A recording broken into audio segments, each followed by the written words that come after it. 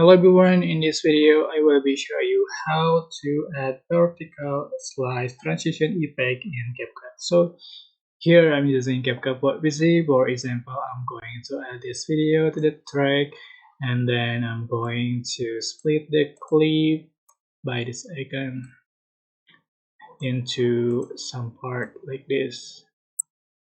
And how to add vertical slice effect, just click transition and you can find in this split transition. Just click and drag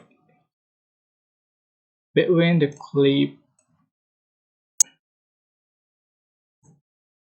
and you can adjust for duration like this. So do as before, and here you go. Just click play button for the result.